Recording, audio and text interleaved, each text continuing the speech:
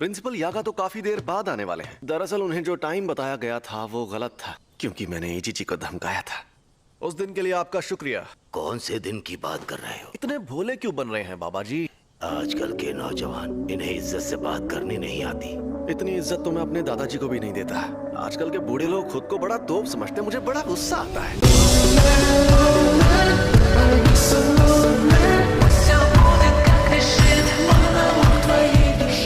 मैं senior member से आपकी शिकायत कर दूंगी। आप इनसे ऐसे बात नहीं कर सकते। हाँ तो कर दो शिकायत। वैसे भी मुझे यहाँ बैठने का कोई शौक नहीं है। तो कल रात मुझ पर 2 अनजान अव्वल दर्जे की शक्तियों ने हमला किया। मुद्दा यह है कि वो 2 शक्तियाँ साफ साफ बातचीत कर सकती थी। शायद उनके और भी साथी हैं जो उनके जितने ही ताकतवर होंगे। ये तो बहुत बुरा हुआ। अरे बुरा बुरा कुछ नहीं हुआ। मेरे लिए तो उनसे लड़ना लूडो खेलने जितना आसान था।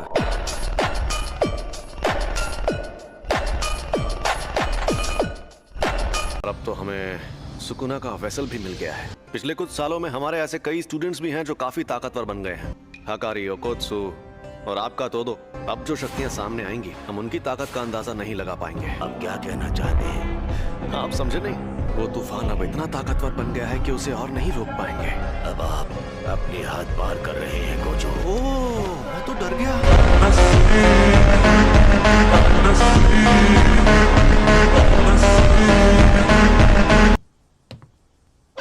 और हाँ, प्रिंसिपल यागा यहाँ 2 घंटे बाद आने वाले हैं। मेरे लिए कप चाय ले आओ।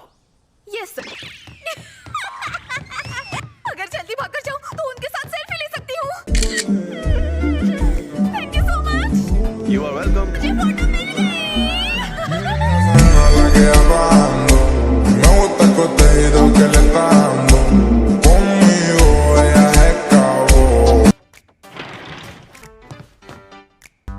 मेरी चाय।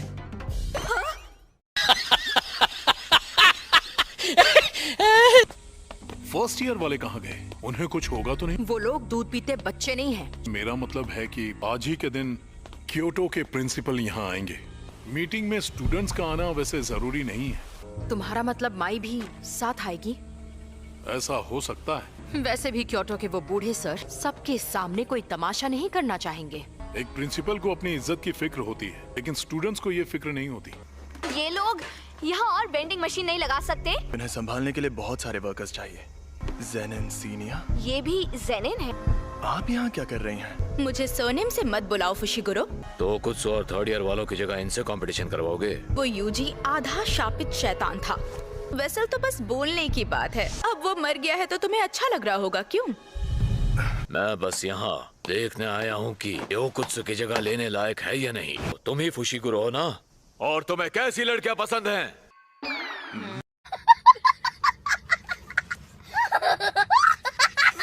अगर मुझे जवाब पसंद नहीं आया तो मैं मार मार कर हॉस्पिटल पहुंचा दूंगा।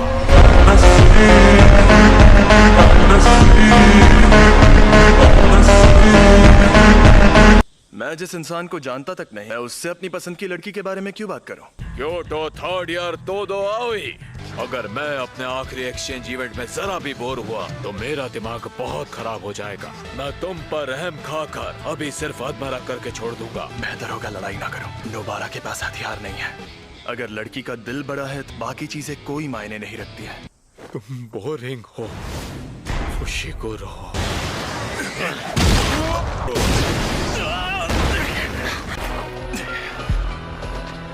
निहायती बोरिंग इंसान। तुमने मेरी दरियादिली की कदर नहीं की। लगता है तुम्हारी अकल भी तुम्हारी मसल्स की तरह मोटी है।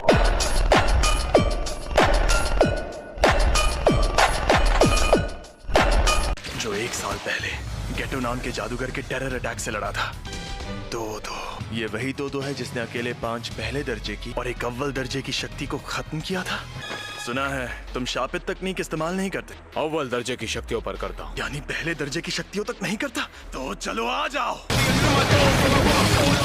इससे हाथापाई में जीतना लगभग नामुमकिन है। इसकी फुर्ती तो पहले से ज्यादा और बढ़ गई है।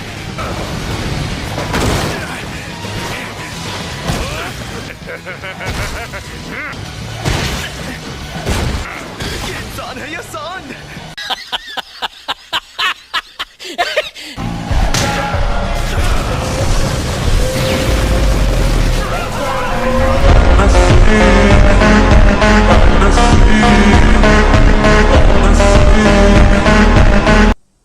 जुजुत्सु जादूगर बनना है तो ताकतवर लोगों से पंगा मत लिया करो।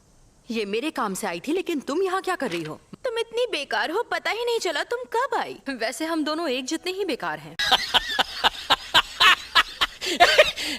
अरे रहने दो, हम दोनों का हाल बहुत ही गया गुजरा है। नोबारा खड़ी हो जाओ। मैंने इसे सुला दिया है। तुम बहुत ज्यादा बोरिंग हो। अगर तुम्हें सच में लड़ना है तो मैं तैयार हूँ। आ जाओ। हिलना मत।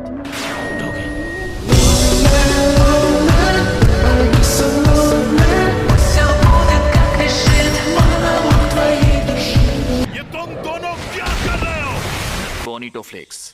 तुम एक्सचेंज इवेंट तक रुक नहीं सकते थे क्या? बड़े दिनों बाद मिले हो पांडा। अब जाओ यहाँ से, वरना मैं ऐसे चिल्लाऊंगा कि तुम बहुत दूर जाके गिरोगे।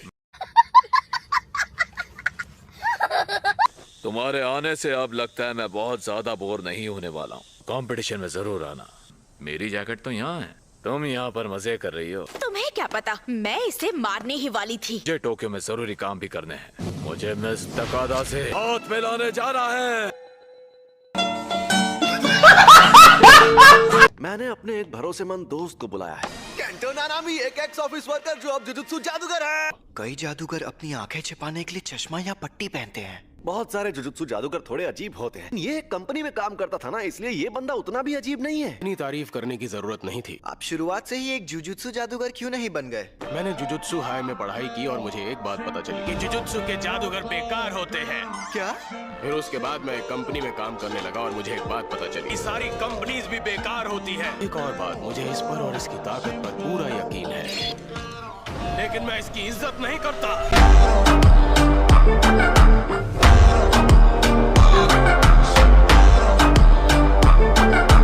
बड़े कंफ्यूज्ड आदमी है। हाँ वही तो। खैर, बात को लंबा खींचना बेकार है। भले ही तुम्हारे अंदर सुकूना नाम का ज्वालामुखी पल रहा है, मुझे ऐसा बिल्कुल नहीं लगता कि तुम एक जुजुत्सु जादूगर हो। अगर किसी काबिल बनना चाहते हो तो तुम्हें बहुत मेहनत करनी पड़ेगी।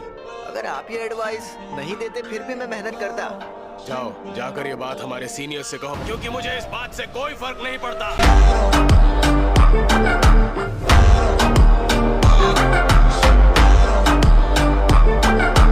इंसानों की नेगेटिव एनर्जी की वजह से ही शापित शक्तियाँ पैदा होती हैं। बहुत सारे लोगों के मन में एक ही जैसा डर, अच्छा जैसे फेमस मॉन्स्टर्स और घोस्ट स्टोरीज का डर। जुजुत्सु जादूगर इन सबको अव्वल दर्जे के संभावित शैतान कहते हैं। लोग सिर्फ ऐसी खौफनाक कहानियों से ही नहीं, ऐसी बहुत सी चीजें हैं जिनसे डरते हैं, जैसे toilet bound Hanako san, the nine tailed fox वगैरह वगैरह।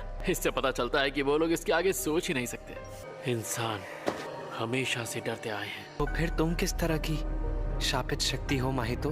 मैं ऐसी शक्ति हूँ जिसका जन्म इंसानों के मन में नफरत और गुस्से से हुआ है। A few moments later. तुम्हें ये दिख रहा है? एक शापित शक्ति का छोड़ा हुआ दाग। नहीं, मुझे कुछ नहीं दिख रहा। क्योंकि तुम इसे देखना ही नहीं चाहते। तुम्हें थोड़ा ध्यान से देखना होगा। हाँ, मुझे दिख रहा है। एक अच्छा जादूगर इन्हें देखने से पहले महसूस कर लेता है। हो सकता है ये सब उस लड़के ने ही किया हो, लेकिन उसके चांसेस बहुत ही कम है। रुक जाओ यूजी, तुम जाके उसे संभालो जो वहाँ पर छिपा हुआ है। अगर ऐसा लगे वो तुम पर भारी पड़ रहा है तो मुझे बुला लेना। आप तो मुझे कुछ ज्यादा ही हल्के में ले रहे हैं।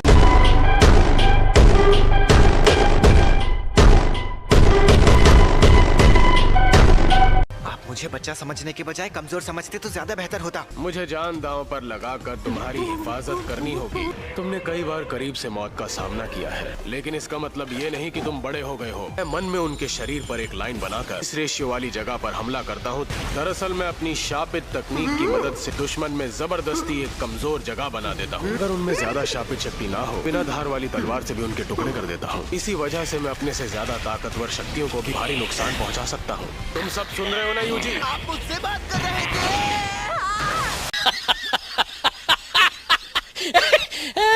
आप दुश्मनों के सामने ये बातें क्यों बता रहे हैं? जादू के उसूलों की वजह से अपनी तकनीक के बारे में बताने से वो और कारगर बन जाती है।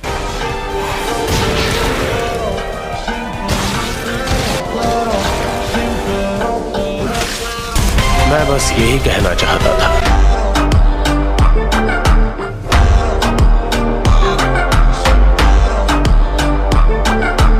धार वाले किनारे से टुकड़े कर दिए। एक तो इन्होंने अपनी तलवार पर कवर लपेटा हुआ है। क्या बात है। यूजी, जरा अपने पीछे देखो।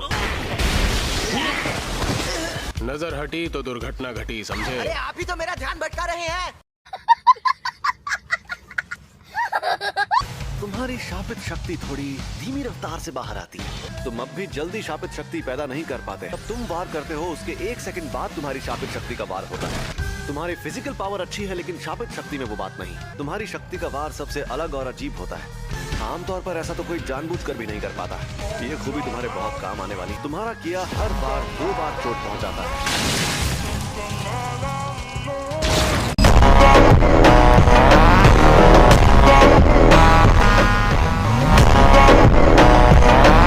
इसकी फिजिकल पावर तो लाजवाब है। ये अभी और बेहतर बन सकता है। जो ये वार सहते हैं उनके तो होश ही उड़ जाते हैं। इसमें आम जादूगर के मुकाबले 120% ताकत होती है।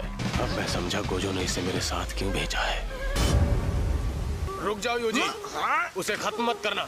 मैंने उस दूसरी शक्ति की फोटो ली है, जरा इसे ध्यान से देखो। हम जिन लोगों से लड़ रहे थे, ये इंसान है। मेरे ख्याल से ये पहले इंसान थे। जिसने ये हरकत की है वही तुम्हें इस बारे में डिटेल में बता सकता है। मुझे लग रहा है कि इनके ब्रेन के साथ कुछ छेड़छाड़ की गई थी। अगर वो ब्रेन में बदलाव कर सकता है, किसी को शापित शक्ति में बदल भी सकता है। अगर ऐसा है तो मुझे पहले ही पता चल जाना चाहिए था। क्या यूजी ये सुन रहा है? हाँ। तुमने इनकी जान नहीं ली। ये लोग इनकी बॉडीज में हुए बदलाव के शॉक की वजह से मरे हैं। इसलिए खुद को दोष देने की जरूरत नहीं है। जो भी हो, उनकी मौत के लिए कुछ हद तक मैं भी जिम्मेदार हूँ। इसे दूसरों की तकलीफ देखकर भी कितना गुस्सा आता है। हमारा दुश्मन बहुत चालाक है। इस मामले में हल्का जोर लगाने से काम नहीं चलेगा, पूरा जोर लगाना पड़ेगा। हाँ।